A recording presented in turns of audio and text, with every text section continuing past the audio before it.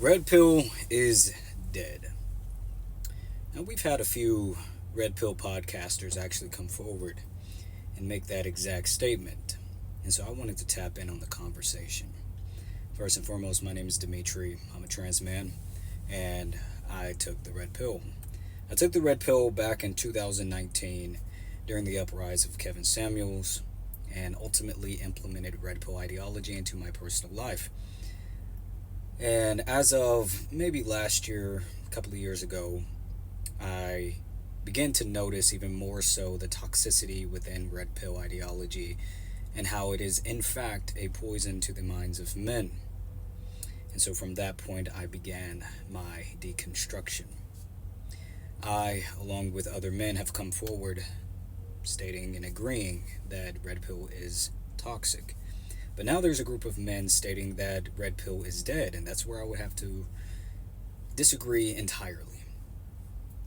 Red Pill was not dead. And I will even tell the rest of you, don't be fooled. Red Pill is very much so alive. Perhaps the version of Red Pill that we have all grown to know and understand, that version is probably dead, but Red Pill within itself is alive, and it is simply evolving. It's evolving. And this version of Red Pill has evolved into something that is a bit more loud. It wants to be heard. It wants to be noticed. It wants to be seen. It wants to be legislated. Originally, Red Pill was about male improvement.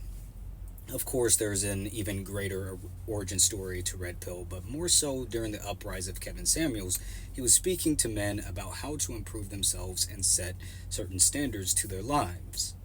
Then Red Pill evolved into trying to convince women that men should be propped up in this type of way. As we know, Red Pill is simply a subset of patriarchy. It is a branch to patriarchy. So the attempt to convince women that they should submit to men is what ultimately brought a different type of evolution to Red Pill.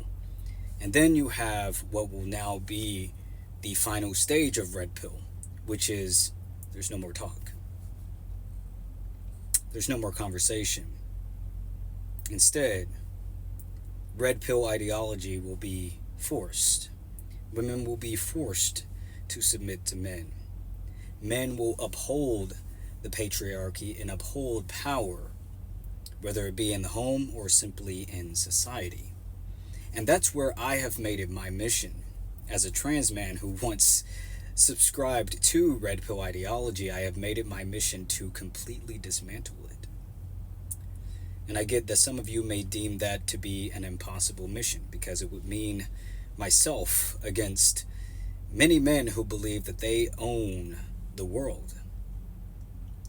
But I'm not afraid to take on that fight. Red Pill ideology is, in fact, a poison. And one thing for sure is that it's definitely not dead. It is alive and well. And it is penetrating the minds of men, young men all across the board, who see this ideology as a way out of their weakness. They see it as the perfect mask to their insecurities. And I'm here to expose them.